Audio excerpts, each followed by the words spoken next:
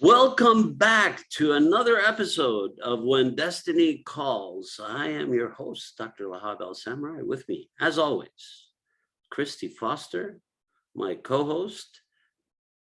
Christy, how's it going today? Hello, Dr. Lahab. It's been a wonderful week. Back to work. I was able to take a week off last week, and really nice to just rest and be less busy. So, and I'm really grateful I can get back to work and back into the swing of life. So things are good. Thank you.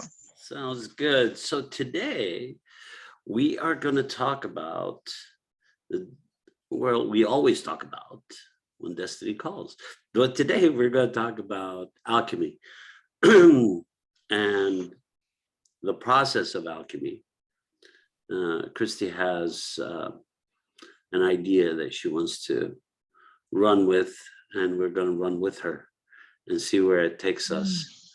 And then we will back up at the end. We will round up our troops and see if we had made the point that we were trying to make at the beginning of this show. So, Christy, what's your thought today? Right. Well, I've been through the week thinking about signature and what is our signature. What's our energetic signature in psychosomatics? That would be asked. The signature, the bone structure within us is part of that, in how we how our bodies are put together, how our face is put together, determines how we process information. That would be part of our signature. And then also the energetics behind, we're talking about alchemy. When there's unprocessed emotions, feelings, trauma, I believe that how do I say this? It makes our signature less strong. We're not able to access that signature of who we are. It becomes more dense in the body, and literally, I think it makes us heavy. It makes us feel heavy and lethargic, difficult to move through life because of that density. And hence that changes our signature, because it isn't truly who we are because of unprocessed emotions or resentment or trauma. And when I'm looking at that, the body will show up with pain, sometimes illness. When there's when it's still holding on, it changes our signature. It keeps coming back to that this week of what's holding us back, what needs to be alchemized within us to really help us move into the world in a more of a pure form of who we are, versus a distorted form from what we came from or what's happened to us. That's kind of where my brain is today.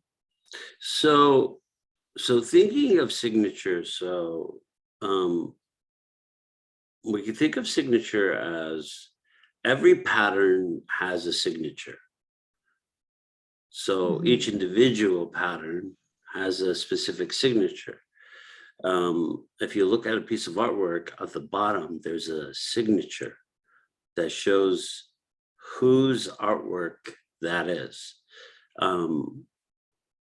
The same with us. We have a certain signature. This is how people recognize us. Oh, yeah, I know who you are. Yeah. I've talked to you before. I know who you are. I recognize your signature. I recognize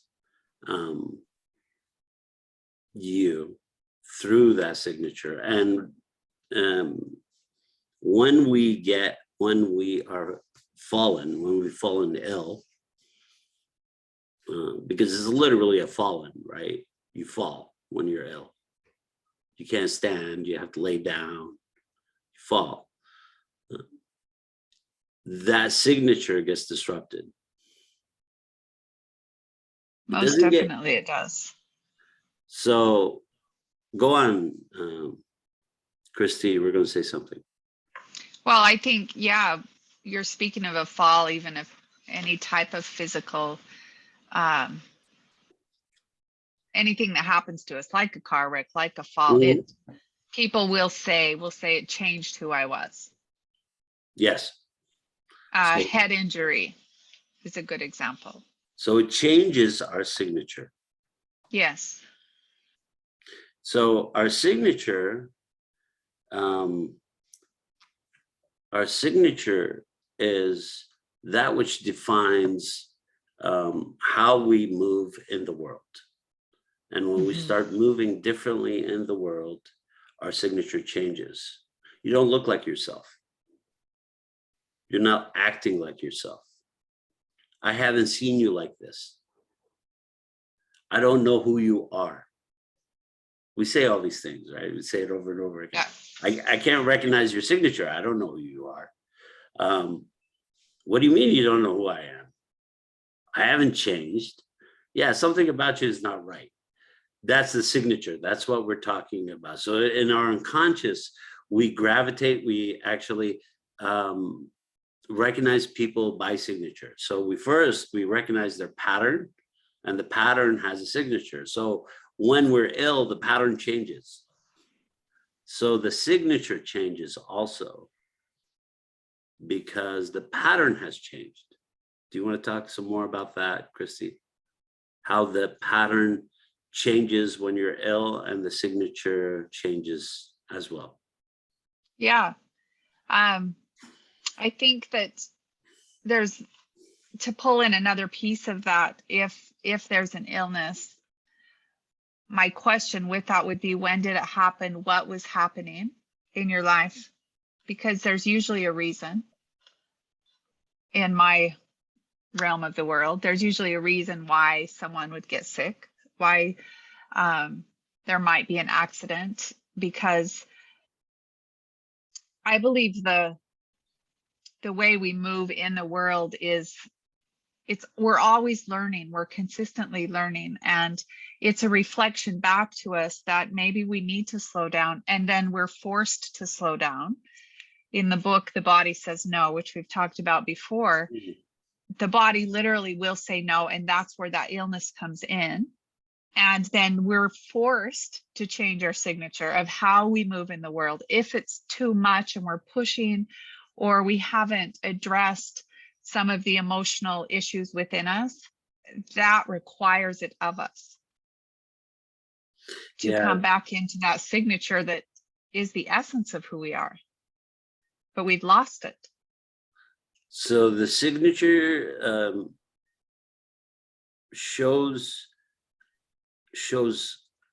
us and others around us our place, where we fit, how we stand, what we stand for, how we move, what we move towards, what we move away from. So if you want to think about it that way, we think about it in a signature as a piece of us that gives insight to others about where we are, how we're doing, how we're feeling, right? So in a lot of ways, we recognize things through, we say we need a signature.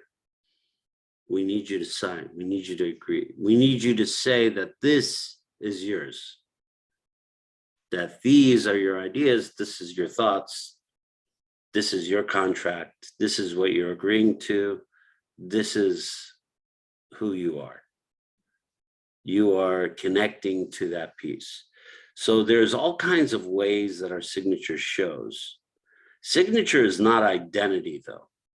So shall we talk a little bit about that? Because signature is not really identity per se. Right. So you want to talk about that a little bit? Well, as you're speaking with that, what comes to my mind is, we've talked quite a bit about archetypal energies. And when I say signature, that also is part of it, is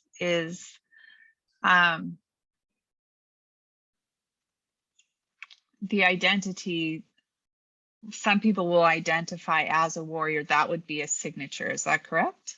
Yeah, that you're It's sitting in your archetypal energy, your signature is clear. and that's what people recognize Yeah, within us if it's clear.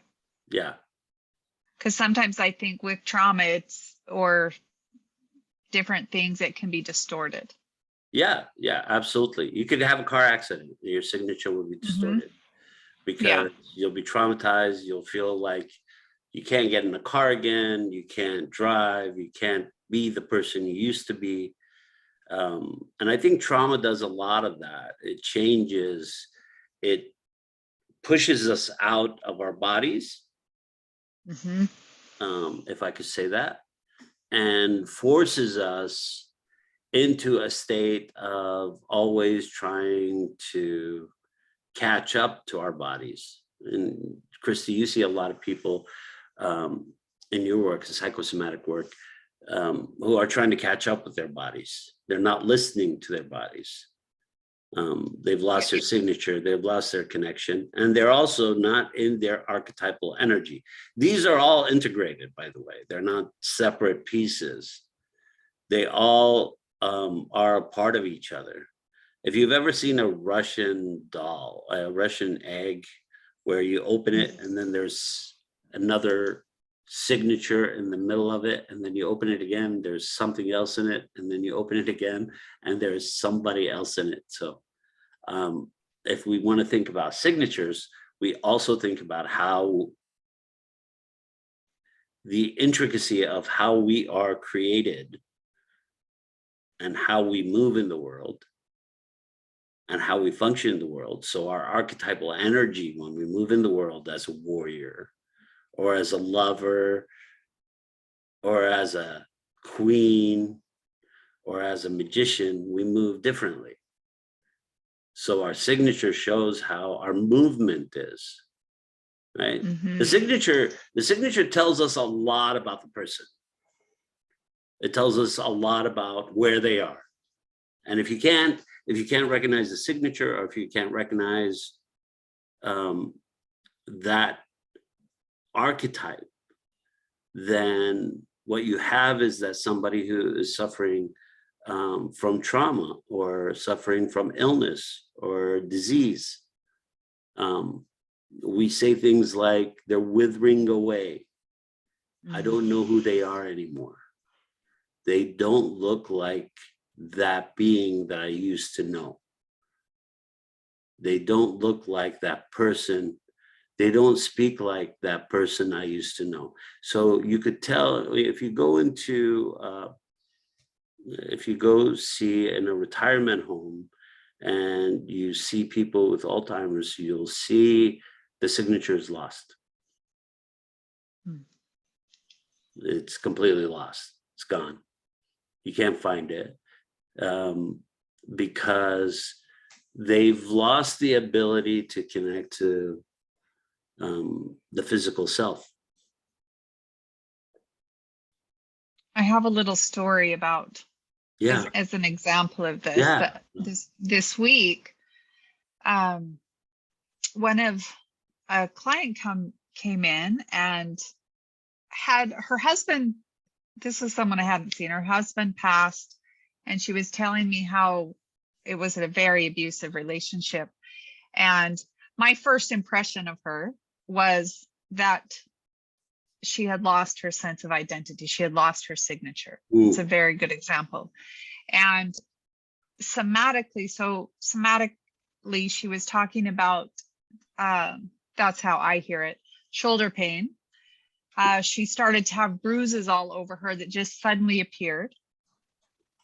And the other thing was fire in the mouth. So she said that she had burning in her mouth. And so just for this example, the interpretation of what her signature was wanting to be seen through the blood being bruised. For her, the blood in psychosomatic represents our emotions. And so she was getting bruises all over just suddenly. And the fire in her mouth, she said it was burning so much, that also came in. And so what we talked about was being married to someone that was abusive for 30 years would take away her identity, take away her signature.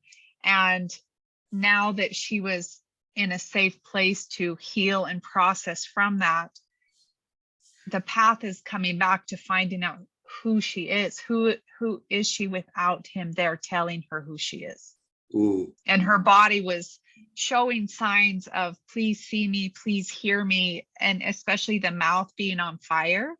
We had talked about, I asked her about anger and how she, or if she was able to ever have a boundary or say she was angry, and that she clearly said no, because that was never allowed.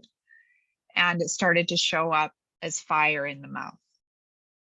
And to me, the intelligence in our system, and she's probably close to 70, if we're willing to continue to look and not shut down, our own intelligence will continue to open that up, even when we get into our 70s and 80s, to come back into that essence, back into our signature of the archetype of who we are. But it requires a little bit of effort. It requires some alchemy, some fire, and working through trauma, working, almost retracing what happened, so we can get into a place of letting that go, which isn't simple. And I understand that, but there's always a way. So treatment and healing is a process by the burning. We use fire. We use fire for many different things. It's an element that that has helped us overcome many different obstacles in the world. The discovery of fire. The myth of the discovery of fire was that it was stolen from the gods and given to humanity. So stolen, but symbolically, if we think about it, it was a transformational, that we got it from the divine, that once we understood what it was, till this day, we underestimate fire. There are people who are fascinated by fire. There are people who run into fires to get other people out. There are people who are terrified of fire. And there are people who enjoy watching it burn higher and higher. So fire has been in our imagination, in our daily living, in our existence since the beginning. But healing is going through the fire. It's the burning of old material. This is where the alchemist comes in. It is the burning of different types of material, either burning, boiling. What we're doing is, or evaporating, what we're doing is we're transforming the illness so it can be digested, because you have to digest your illness, right? We don't take an illness out of you, right, Christy? We don't pull it out of you. You literally have to basically burn it and then swallow it. It's like cooking and eating. You have to be able to digest it. So the illness. Go on, Christy. I'm curious, in your practice, Dr. Lahab, that you've had, this is always the key piece. It sounds so simple as we talk about it. And people will say, yeah, I really would like to do that. Yes, I would like to change that. And the fire, as you're saying, that really represents the action of changing what you're doing. Yes. Changing your environment, changing your relationship, changing how you might eat or move. I mean, it could be a little micro movement or a macro movement. Yeah. But don't you think that's one of the most difficult pieces within the fire? For sure, because And basically you have to throw yourself in it to be able to Mhm. come out of it. and that's not simple. No, Yeah, no, you have to be brave, right? You know this from personal yeah, experience. I know this from personal experience. Um, if you're going into treatment, if you're going into treatment for trauma, if you're going into treatment for psychosomatics, if you're going to treatment for cancer, if you're going to treatment for um, rehab, if you're going to treatment for fixing a leg that's been broken, or an arm, or a shoulder, or you've fallen and hurt yourself, you have to go through what's called the fire. That's rehab, that's rehabilitation, that's psychotherapy, that's JAMP. You have to be able to withstand the burning, because that comes first. That's where the fear comes. The fear yeah. says, oh, why are we doing this? This is too much. I can't do this. I can't, because in a lot of ways, what's happening to, it's like, oh, do I really want to talk about that? Do I really want to dig that up? Right? Mm. Do I really want to bring that out? But I've dealt with it so many times. Do I have to go through it again?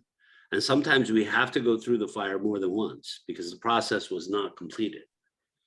It was an incomplete process. If the treatment didn't work, then it's an incomplete process. The process did not achieve the goal that we wanted, right? So sometimes when you go through the treatment doesn't come out as it's supposed to. So you end up being forced to go through the fire again. And it pisses a lot of people off, I know. Well, we were talking about this very thing this morning where you were saying, and I think I said it this morning, as well, I've already done that. Yeah. I've already went to therapy for that, or I dealt with that. And yet here it is again, a different aspect of that. Yeah. And I think, I'm happy to use myself as that example in clenching my mouth. I've done it since I was a little girl. And I've managed it. And there's been different times where it's been less. And then different times where it comes and it's more, and I'll wake up with a headache. And you had said we were connecting it two pieces. And that was my exact sentence was, well, I've done that. I've talked about that. And I just want people to connect to that part that there usually is another piece, and or you said, well, you haven't moved through this part of it. And I appreciate that input because I've worked through many parts of it, and there's another piece waiting for me when I'm ready to move through that part that is directly related to my mouth. And speaking and clenching go hand in hand. Clearing throat, clenching, speaking, swallowing. When people swallow a lot, like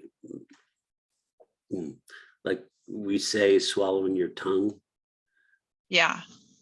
So when you can't say something, you swallow it.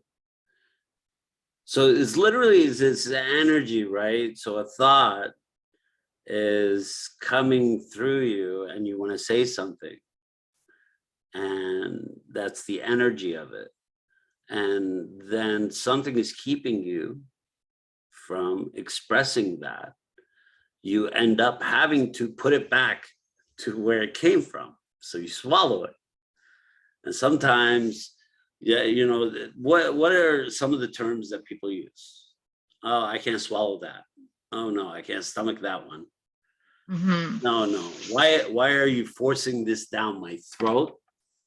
Yeah. Is another term that we use. I'm choking.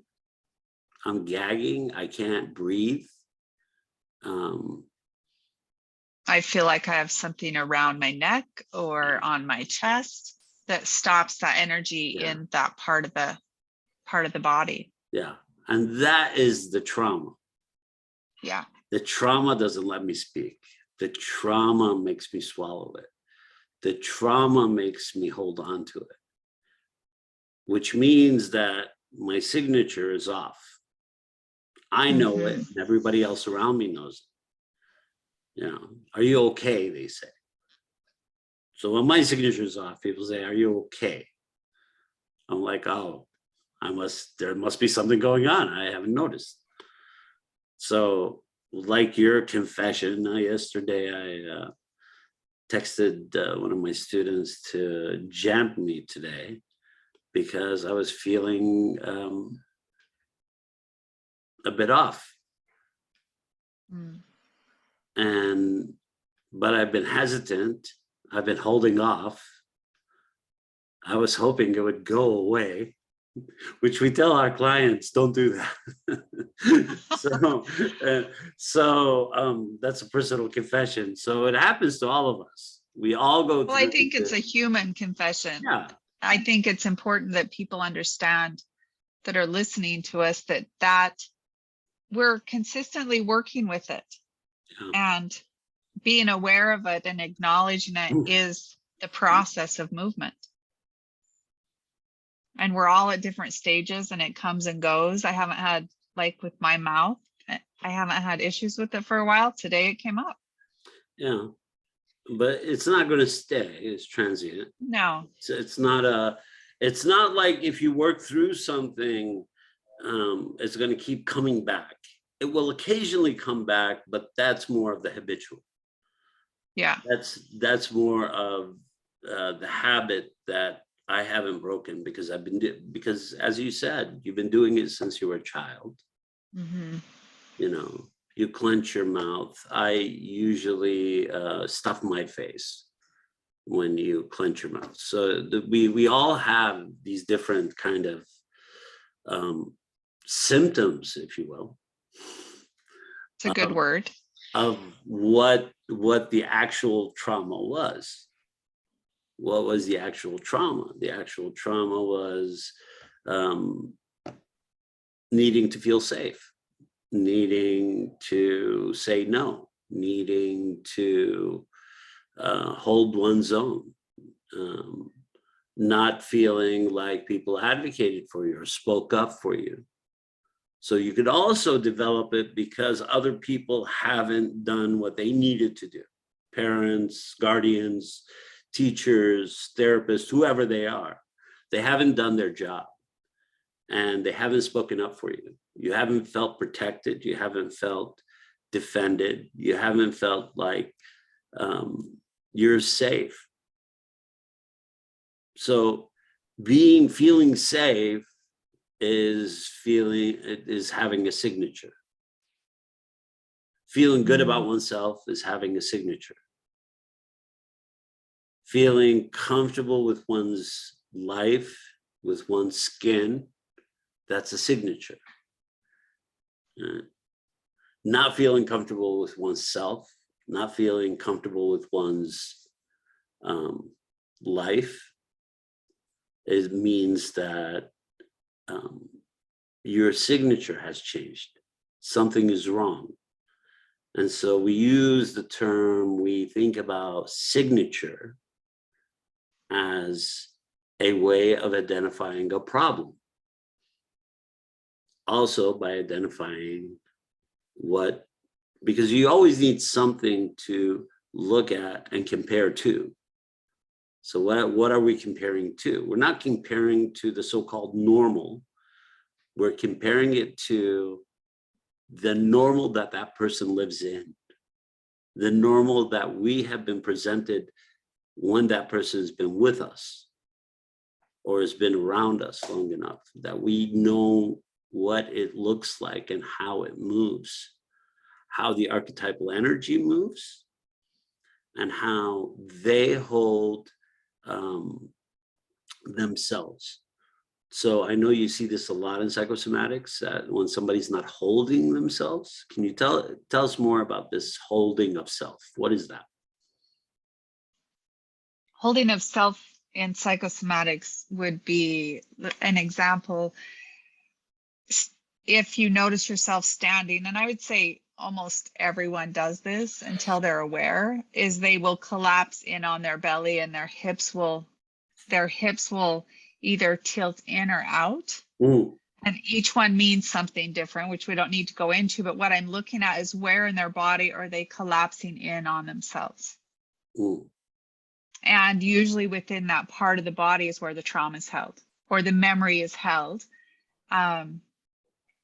Because something happened within their life, because the body holds the story of their life. mm, And then depending on how the body is, you're holding it, how you're holding your pelvis, how you're holding your feet, and then bringing light to the memory or a different way, that's when the body starts to clear. mm. And so if someone, for example, that holds other people's energy, I hear that a lot. Well, I'm holding so much. Usually I'll see that in the belly, and the belly will be bigger Ooh, because they're that's my thinking that problem, they Christy. so you need to stop holding so much, Dr. Lahab. But they literally will get a bigger belly because it's heavy, and they're protecting themselves with that extra flesh to not have people penetrate them. And the body builds flesh around whichever center they're most needing to work with. So it is a holding. Some people hold it in their shoulders, and their shoulders will be up, or one will be up, one will be down. And that also means something, because we all hold different things, and the body is so smart in putting it in places. And then if we're aware of it, we can shift it. Yeah. And I say that we're aware of it, we can shift it, and usually it needs to be processed through, because it most likely comes from a trauma or something that happened to them that wasn't pleasant. Yeah, I think that the key term that is underestimated, and I don't think it's given enough attention, is that trauma derails almost everything. Literally almost everything. I mean, we see it with our returning vets from foreign wars. We see them on the streets. Trauma derails. When you want to talk about signatures, the homeless have lost their signature. They've lost that connection to what it means to be connected to the society, and to be, because most of the homeless are mentally ill. There's a large percentage of them. Mental illness roams through the homeless community, and that's where signatures are lost. Identities are gone. And so we have a really difficult time when we're looking at people who have lost their signatures. We're afraid of them. We pretend to be nice to them, but we're really terrified of them. We're terrified that we might lose our signature. Is that what we're going to look like if we lose our signature? If we lose ourselves, is that how we're going to end up? It's a good example. It's a very good example. And yeah, we have reflections everywhere around us all the time. Yeah. And they're telling us what needs to happen. They're explaining that which is not happening. If the homeless population is increasing, that means we are not caring for people, and we're not treating their traumas when they're coming home from war, the homeless vets. If people are out on the streets, and I mean, this is a huge problem. One of it is like the affordability of housing. The other is a systemic thing in this culture, is that we treat mental illness differently. Yeah. We treat teeth differently. Teeth have a recognition of you did that to it. It's just bone, but you did that to it. You don't take care of your teeth. You don't take care of your. So it's a very, very shaming type of medical culture for teeth. Take care of your teeth. Like teeth are separate from the body. Like they're not connected. Like they don't. They have its own entity called teeth. But we are whole beings, and I think part of the problem is that we're not treating the whole being.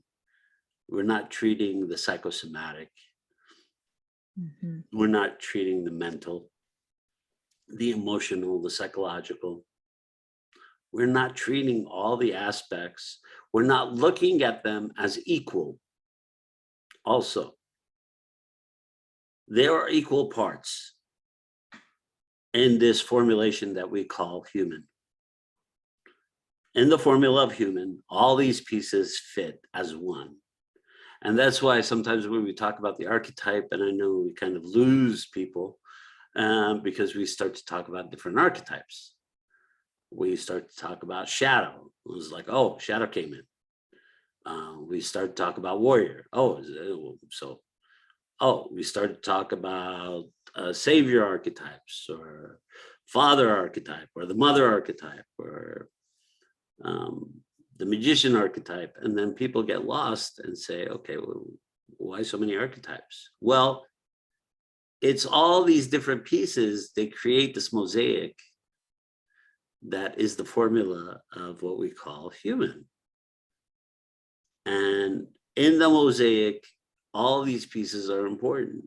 And when one thing is off, everything else suffers. If we aren't unable to, so you could get injured as a child and have a physical disability, or you could be born with one.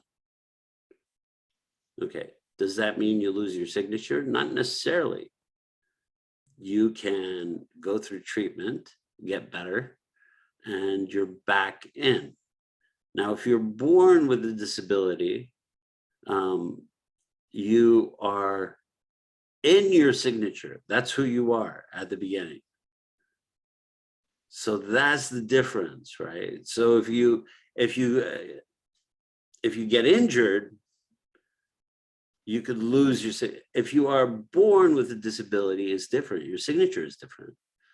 You're born with a signature. That is your signature. That doesn't mean you're born without a signature, or that your signature has been distorted. That's who you are. That's how you are born. That's how creation brought you into the world. So this is another aspect I think we need to talk about, because we had Ivy Parks with us in on the podcast, and when we talked to her about how people who are born with complex medical conditions, how much trauma that the people around them suffer to help them maintain and put forth their signature in the world, come through. It's a good example. I think that's a great example, because like I'm thinking of Effie's little son, Ford. Yeah. His signature, and what I see Effie really doing is, what's the word I want? She's really stepping into allowing his signature, which is love. Ooh. Ford is love. He laughs. He's one of the most loving little boys you'll ever. You just feel good around him, which is part of his signature. And what I see Effie doing, and her purpose right now, is to make room for parents to see their children with that signature as well. And I think when you have a child with disability, it does shift who you thought you were as a parent. Yeah. And as you talked to with Effie, integrating and healing that part of how do I deal with this, and that shock of having a child born with disabilities, as that begins to heal in a parent, they come back to more wholeness, and I think they can see their child in a different way because they see themselves in a different way. Yeah. And little Ford is his signature is love. That's a wonderful example. Yeah. It's So, just pure. yeah. So the lover archetype shows up in the signature of little Ford. So Ford shows us that the signature and the archetypal energy of someone who is disabled does not have to be distorted. It's only distorted when we are not in our archetypal energy, not in our signature. We have lost our signature because we've been traumatized. It's different to be born into the world with a different signature. Mm-hmm. So Ford was born into the world with a different signature. So we are all the children of creation. So creation has a reason for all of us. It doesn't matter who we are, what our gender is, what we identify with. We all have a signature. It's important because I think sometimes what happens is that people think, okay, well, then I'm just damned. That I didn't even get a chance. And I think that's a very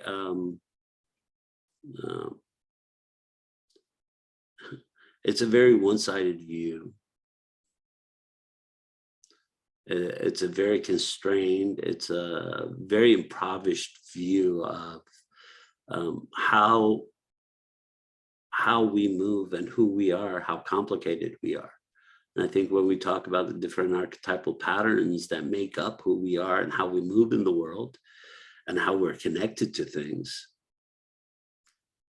I think one of the things that struck me from our conversation with Iffy is how much love she was exuding towards when she was talking about her own flight and her own fight in the world, and how much love came from her during that conversation. And I think that's the energy that's required to help us move through the world. I think the songwriter wrote, "All we need is love." I think in this case, that is a lot. I was really impressed with her passion towards this cause, towards in helping helping parents who have kids who have complicated medical diagnoses, navigate the world with a child with a complex medical diagnosis. So just wanted to remember her today. Really enjoyed our conversation with her. Yeah, Effie is very inspiring. And we need more of her. Yeah, we do need more of her. We need more and of her. I think the amazing thing that she's doing is she's creating space for other parents to be seen, to be heard, to be understood, and that there's no shame in what is. Yeah, She's making room for them at the table. Yes. And they all need to be able to have that space. Because so when we were talking about how we look at the homeless and how we feel scared of them because their signature is off, because of what happened to them or because of their trauma, it's more of fear that our signatures are going to be off and we're going to end up like them. But we avoid them. We avoid looking at them. And that also happens to children who are born with disabilities, which is problematic in so many different ways, because when you look away from somebody, you're saying that I can't look at you, that I can't see you, that I can't accept you. And that's why we have to greet them and welcome them in to whatever we're doing, because they are the same as we. Yeah. There's no difference between them and us. The difference is that their unique makeup is it hampers them a little more than it does for us. So it gives them a disadvantage that we don't have. But we don't need to be ashamed of that we have an advantage. We need to welcome their disadvantage and make it an advantage. I think that's what we lose. We don't welcome people to the table and say, hey, you know, whatever disadvantage you have, we need to change that. And that's why we work for equal rights. And that's why we work to be a racial integrated society. And that's why we work towards having facilities, making spaces, bringing in people with disability, people of color, bringing people in who have been disadvantaged, who have been shunned to the edges of society, into society, so that society becomes a healing place. That's what we do with the treatment of trauma. The treatment of trauma is all about integration. It's integrating the worst parts of the trauma back into our conscious psyche so we can move forward. We cannot pretend that, you know, that these pieces of us aren't ours, because that will cause crises. That will cause the loss of signature. That will cause the distortion of signature. That will cause us to fall out of our archetypal energy in ourselves into a place of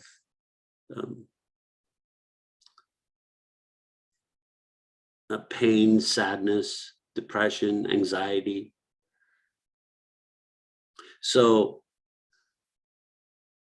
all of the people out there who we need to integrate into society, because society needs to heal.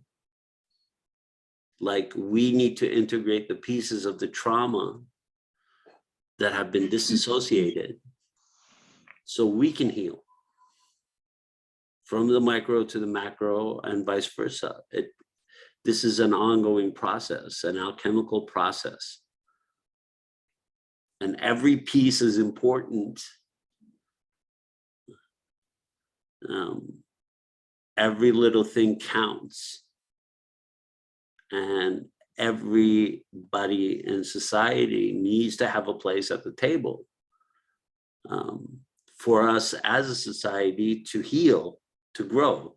The more we're isolated, the more we're shunning people, the more we're going after people because of their sexual orientation, or because of who they are, or what they are, or what they think, or how they look, or what they say, then we end up disconnecting ourselves from humanity, and we disconnect at our own peril. Yeah. And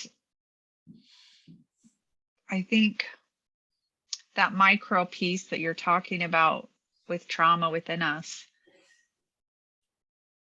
as we look at that and heal it, it really does create more capacity to hold others that are different and sit with them, like you're using the analogy of the table, to sit with them, because we can sit with ourselves first and the pieces of us that we have disassociated from, that we think are ugly or disgusting. And as we do that healing work, I think that's the only way to really be able to sit with other people, is to accept the pieces of us that are uncomfortable. Yeah. And not be afraid of those pieces in us. Yeah. The more we fear internally, the more we fear externally. Yeah. And that's where the projection comes in. Yeah. And that's how, you know, society is at a point where there's a problem. So here in the United States, we have a problem because people are pulling in different directions. And they're tearing at the fabric because there's a lot of trauma that needs to be treated, that needs to be healed. So the more integrated you are internally, the less likely you're going to act out externally. The less likely you're going to feel like that other people are a danger to you, that they are a threat to you because of what's going on internally for you, because of your internal fears, because of your internal disgust, because of your internal shame, because of your internal fight.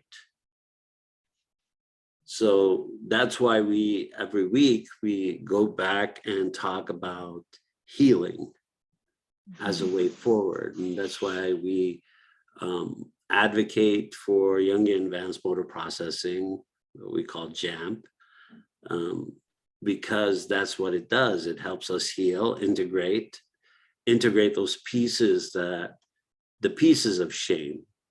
You know, when you walk out and you see somebody who's homeless and you feel shame because you have food, because you have shelter. So you don't want to look at them. It was the same way with the trauma. You don't want to look at it. You don't want to feel it. You don't want to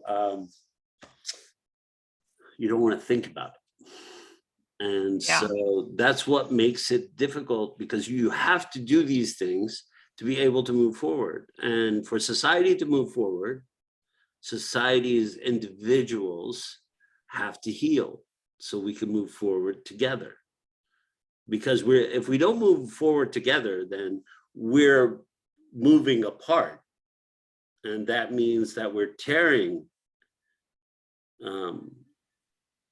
ourselves apart. So the more we move apart from each other, the more we're tearing our own pieces.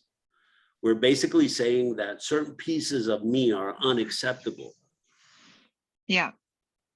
And thus, that's what we're saying in the external, that certain people are unacceptable. That's not okay. The planet is not your individual gift. Your existence is a gift from the planet. So heal the planet, heal the world, heal the trauma, heal society. From the micro to the macro, we go over and over and over again. It goes back and forth, back and forth, back and forth. That's how we heal. I think it's important in that to remember that we are all connected. And when the pandemic happened, if that's not the best example ever of our connection as a global world now, I don't know what is, because it affected every human being on the planet. Absolutely. Absolutely. And it affected us because, again,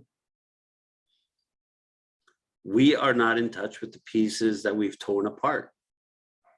We have lived with viruses on this planet since we evolved, but we acted like we don't know what a virus is. We don't know how to protect ourselves. We don't know how to exist with viruses. We've been existing with viruses. They exist within us. We actually carry a lot of viruses. There are a lot of viruses that live within us, a lot of bacteria that live within us. There are micro creatures that are smaller than viruses and bacteria that live within us. We are part of the universe, so we resemble the universe. Internally and externally, we represent the universe. So once we come to these conclusions, we can move forward. We cannot move forward if we don't move forward as a group. We have to move forward together. That's how we are organized. That's how we're connected. Everything on this planet is connected to each other. And the more we destroy parts of the planet, the more we destroy the trees, the more we destroy the water, the more we destroy the earth, the more we dig, the more we burn, we end up destroying the planet and thus destroying ourselves in the process. So just something to think about of healing the planet, I think, healing ourselves, caring for people who have difficulty caring for themselves, respecting people who are different, respecting people who live differently or think differently or love differently. It doesn't matter. Just some thoughts of mine today. What are your thoughts, Christy? I love that. Well, very similar in really making room for ourselves and making room for everyone around us. I think that's true. I think that's the essence of healing. Okay. We talked a lot about that with the signatures and trauma and with Effie and Ford. There's many different ways to heal and to come together and to ask yourself the question, what is that for you? What is it in me possibly that still needs to be looked at or that needs to be healed so I can better integrate with the rest of the world? So, and to not be blind to it. The blindness is the problem. It is. But it is a conscious blindness that we need to stop. It's a conscious, I can't see, I can't look, I don't want to look, I don't care. Why should I care? How is that important to me? Type of reaction. That's a dangerous reaction, I think. And we have more of those reactions in society, and that makes us at a very, very complicated point in our history. We've been here before, but hopefully we don't repeat the mistakes of our forefathers. We are able to heal. And we want everybody who listens to us to think about the process of healing, not just for you, for all those around you, for the people you care about, for the people you hold close, for the world that we live in, and for all the other people who you will meet, because somebody who feels good and healthy and happy, less likely going to act out in a destructive way towards others in society. It's a good example, really good example. And that is the signature, to tie it back, a healthy signature. And with that, this is When Destiny Calls. I am Dr. Lahab Al-Samarrai. This is Christy Foster.